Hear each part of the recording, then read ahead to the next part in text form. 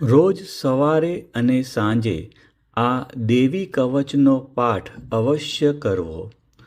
દેવી કવચ. ઓમ ચંડિકા દેવીને નમસ્કાર.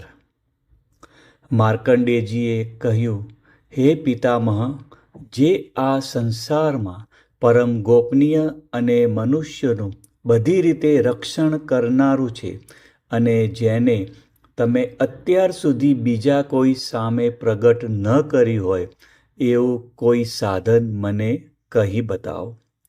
બ્રહ્માજી બોલ્યા, હે બ્રાહ્મણ, એવું સાધન તો એકમાત્ર દેવીનું કવચ જ છે, જે ગોપનીય કરતાં પણ પરમ ગોપનીય, પવિત્ર તથા બધા પ્રાણીઓ ઉપર ઉપકાર કરનારું છે.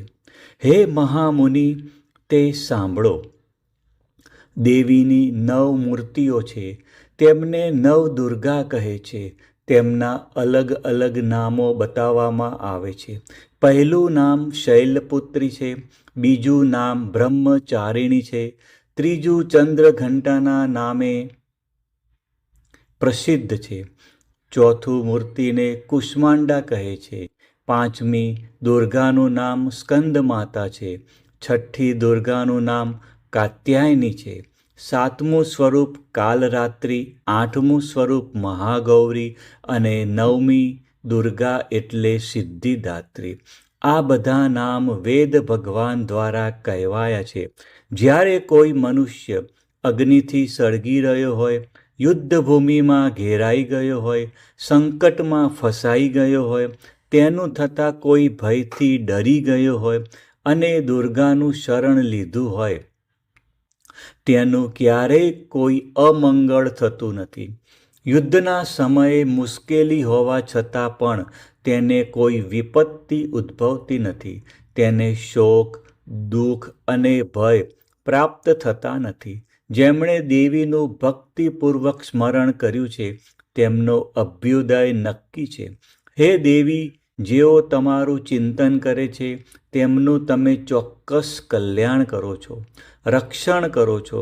ચામુંડા દેવી પ્રેત ઉપર આરૂઢ થયેલા હોય છે અને વારાહી પાડા પર સવારી કરે છે.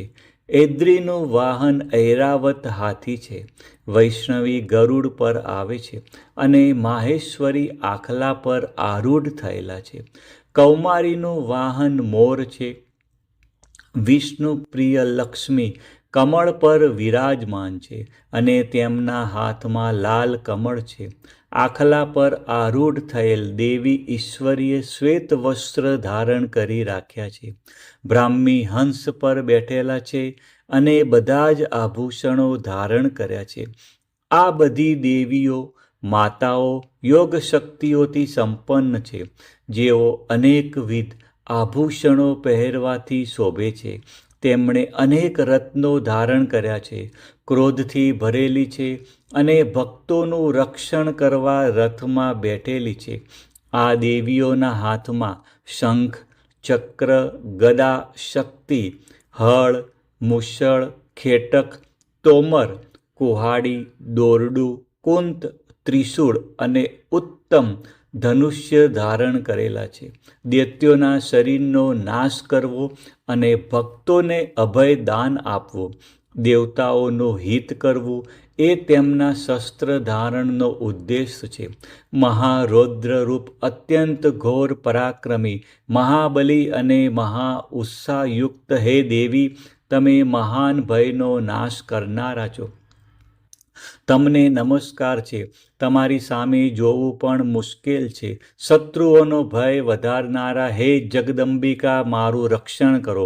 પૂર્વ દિશામાં ઐન્દ્રી શક્તિ મારું રક્ષણ કરે. અગ્નિ ખૂણામાં અગ્નિ શક્તિ, દક્ષિણ દિશામાં વારાહી તથા નૈઋત્ય ખૂણામાં ખડ્ગધારિણી મારું રક્ષણ કરો. પશ્ચિમ દિશામાં વારુણી અને વાયવ્ય ખૂણામાં હરણ પણ સવારી કરનાર દેવી મારું રક્ષણ કરો. ઉત્તર દિશામાં કુમારી અને ઈશાન ખૂણામાં શૂલધારિણી મારું રક્ષણ કરો. હે બ્રહ્માણી, તમે ઉપરની બાજુએ મારું રક્ષણ કરો. હે વૈષ્ણવી, તમે નીચેની બાજુએ મારું રક્ષણ કરો. આ જ પ્રમાણે શબ જેનું વાહન છે તે ચામુંડા દેવી, 10 દિશાઓમાં મારું રક્ષણ કરો. જ્યાં આગળની બાજુએ અને વિજ્યા પાછળની બાજુએ રક્ષણ કરે. ડાબા ભાગે અજિતા દેવી, જમણા ભાગે અપરિજિતા મારું રક્ષણ કરે. ઉદ્યોતિની શિખાનું રક્ષણ કરે અને ઉમા મારા મસ્તક પર વિરાજિત થઈને મારું રક્ષણ કરે. માલધારી દેવી મારા કપાળનું અને યશસ્વીની મારી ભમરોનું રક્ષણ કરે. ત્રિનેત્રા ભમરોના મધ્ય ભાગનું અને યમઘંટા દેવી નાસિકાઓનું રક્ષણ કરે. શંખીની બંને આંખોના મધ્ય ભાગનું રક્ષણ કરે અને દ્વારવશીની કાનોનું રક્ષણ કરે. કાલિકા ગાલોનું તથા શાંકરી કાનોના મૂળ ભાગોનું રક્ષા કરે. સુગંધા નાસિકાઓનું અને ચર્ચિકા દેવી ઉપરના હોઠનું રક્ષણ કરે. અમૃતકલા નીચેના હોઠનું અને સરસ્વતી જીભનું રક્ષણ કરે. કૌમારી મારા દાંતોનું રક્ષણ અને ચંડિકા કંઠ ભાગોનું રક્ષણ કરે. ચિત્રઘંટા ગળાની ઘંટિકાનું અને મહામાયા તાળવાનું રક્ષણ કરે. કામાક્ષી દાઢીનું અને સર્વમંગલા મારી વાણીનું રક્ષણ કરે. નીલગ્રીવા કંઠના બહારના ભાગનું અને અન્નનલિકાનું કૌબરી દેવી રક્ષણ કરે. ખગીની બંને ખભાઓનું અને વ્રજધારિણી મારા બંને બાહુઓનું રક્ષણ કરો. દંડીની દેવી બંને હાથોનું અને અંબિકા આંગળીઓનું રક્ષણ કરે. શૂલેશ્વરી નખોનું રક્ષણ કરે અને ફૂલેશ્વરી કુખ પેટનું રક્ષણ કરો. મહાદેવી બંને સ્તનોનું અને શોક વિનાશીની મનનું રક્ષણ કરે. લલિતા દેવી હૃદયનું અને શૂલધારિણી ઉદરનું રક્ષણ કરે. કામિની નાભીનું અને ગૃહેશ્વરી ગૃહ ભાગનું રક્ષણ કરો. પૂતના અને કામિકા લિંગનું અને પાડાને વાહન બનાવનાર દેવી ગુદાનું રક્ષણ કરે. ભગવતી કટી પ્રદેશનું અને ઘૂંટણોની રક્ષા વિદ્યવાસિની કરે. સર્વ કામનાઓ પૂરી કરનારા દેવી જંગાઓનું રક્ષણ કરે. નારસિંહી દેવીઓનું પિંડીઓનું રક્ષણ કરે. તેજસ્વી બંને પગોના પૃષ્ઠભાગનું રક્ષણ કરે. શ્રીદેવી પગોની આંગળીઓનું અને તલવાસીની દેવી પગના તળિયાનું રક્ષણ કરે. પોતાની વિકરાળ દાઢોથી ભયંકર દેખાતા કરાલી દેવી નખોનું અને ઉધ્વકેશીની દેવી વાળનું રક્ષણ કરે. કૌબરી રૂવાંટીના છિદ્રોનું અને વાઘેશ્વરી ત્વચાનું રક્ષણ કરે. પાર્વતી રક્ત મજ્જા વસા માંસ હાડકાં અને મેદનું રક્ષણ કરે. કાલરાત્રિ આંતરડાઓનું અને મુકુટેશ્વરી પિત્તનું રક્ષણ કરે. પદ્માવતી કમળ કોષોના મૂળ આધારનું અને ચૂડામણી કફનું રક્ષણ કરે. જ્વાળામુખી નખોના તેજનું અને અભેદા સમસ્ત સાંધાઓનું રક્ષણ કરે. હે બ્રહ્માણી, તમે મારા વીર્યનું રક્ષણ કરો. હે છત્રેશ્વરી, મારી છાયાનું રક્ષણ કરો. હે ધર્મધારિણી, મારા અહંકાર મન અને બુદ્ધિનું રક્ષણ કરો. હે વ્રજ ધારણ કરનાર દેવી, મારા પ્રાણ અપાન વ્યાન ઉદાન અને સમાનનું રક્ષણ કરો. કલ્યાણથી શોભતા હે દેવી, મારા પ્રાણનું રક્ષણ કરો. યોગીની દેવી રસ રૂપ ગંધ શબ્દ અને સ્પર્શનું અને હે નારાયણી, તમે મારા સત્વ રજ અને તમો ગુણનું રક્ષણ કરો. વારાહી આયુષ્યનું રક્ષણ કરો. વૈષ્ણવી ધર્મનું રક્ષણ કરો તથા ચક્ર ધારણ કરનારા દેવી યશ અને કીર્તિ, લક્ષ્મી અને ધનનું તેમજ વિદ્યાનું રક્ષણ કરો. હે ઇન્દ્રાણી, તમે ગોત્રનું રક્ષણ કરો. હે ભૈરવી, પત્નીનું રક્ષણ કરો. હે ચંડિકા, મારા પશુઓનું રક્ષણ કરો.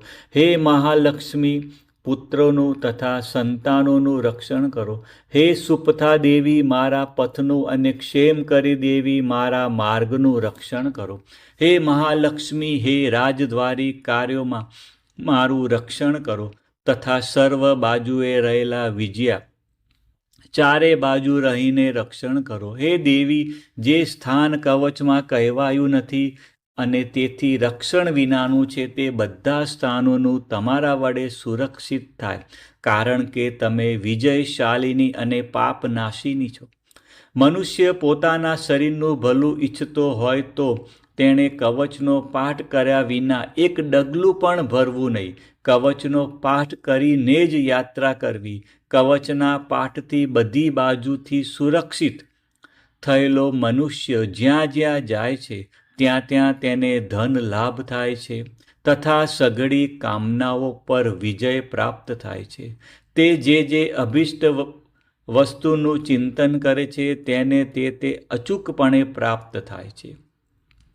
તે મનુષ્ય આ પૃથ્વી ઉપર અતુલ્ય ઐશ્વર્ય પામે છે. કવચથી રક્ષાયેલો મનુષ્ય નિર્ભય થઈ જાય છે. યુદ્ધમાં તેમનો પરાજય થતો નથી તથા તે ત્રણેય લોકમાં પૂજનીય બને છે. આ દેવી કવચ દેવતાઓને પણ દુર્લભ છે. જેને આ કવચનો દરરોજ 3 સંધ્યાએ શ્રદ્ધાપૂર્વક પાઠ કરે છે તેની દેવી કલા પ્રાપ્ત થાય છે તથા તે ત્રણેય લોકમાં પરાજિત થતો નથી.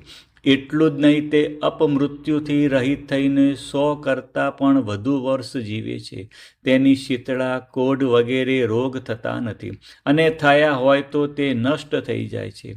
ભાંગ, અફીણ, ધતુરો વગેરેનું ઝેર કે સાપ વગેરેના કરડવાથી ચડતું ઝેર, સર્પનું ઝેર અને તેલના મિશ્રણથી બનેલું કૃત્રિમ ઝેર, આ બધા પ્રકારના ઝેર ઉતરી જાય છે અને તેની અસર થતી નથી. આ પૃથ્વી ઉપર મારણ, મોહન, વશીકરણ જેવા જેટલા પ્રયોગો છે, આ પ્રકારના જેટલા મંત્રો, યંત્રો વગેરે છે, તે બધા આ કવચને હૃદયમાં ધારણ કરી લેવાથી તે મનુષ્યના દેખાતા જ નષ્ટ થઈ જાય છે. એટલું જ નહીં, પૃથ્વી ઉપર વિચરનારા ગ્રામ દેવતા, આકાશ અને પાણીમાંથી ઉત્પન્ન થતા, ઉપદેશ માત્રથી સાધી શકાતા દેવો, પોતાના જન્મની સાથે જ પ્રગટ થતા દેવતાઓ, કુલ દેવતા, કંઠમાળા જેવા રોગો, ડાકણ, શાકણ, અંતરિક્ષમાં વિચરતી મહાન શક્તિઓ, ગ્રહ, ભૂત, પિચાસ, રાક્ષસો, બ્રહ્મ રાક્ષસ, વેતાળ, ભૈરવ વગેરે અનિષ્ટકારી દેવતાઓ પણ જો હૃદયમાં કવચ ધારણ કર્યું હોય તો તે મનુષ્યના દેખાતા જ ભાગી જાય છે. કવચ ધારણ કરનારા મનુષ્યની રાજા તરફથી સન્માન અને વૃદ્ધિ થાય છે. આ કવચ મનુષ્યના તેજની વૃદ્ધિ કરનારું અને ઉત્તમ છે. આ કવચનો પાઠ કરનારો મનુષ્ય પોતાની કીર્તિથી શોભા પામીને પૃથ્વી ઉપર પોતાના સુયશ સાથે સાથે વૃદ્ધિ પામે છે. જે પહેલાં કવચ કરીને સપ્તસતી ચંડી પાઠ કરે છે, તેની જ્યાં સુધી વન પર્વત હોય ત્યાં સુધી તે આનંદથી યુક્ત આ પૃથ્વી ઉપર રહે છે. તેના પુત્ર, પૌત્ર, સંતાન પરંપરા બનેલી રહે છે.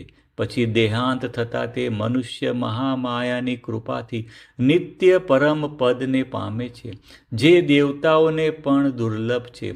તે સુંદર દિવ્ય રૂપ ધારણ કરે છે અને કલ્યાણ શિવની સાથે આનંદનો ભાગી બને છે. સપ્તસતી અંતરદેવી દેવી કવચ.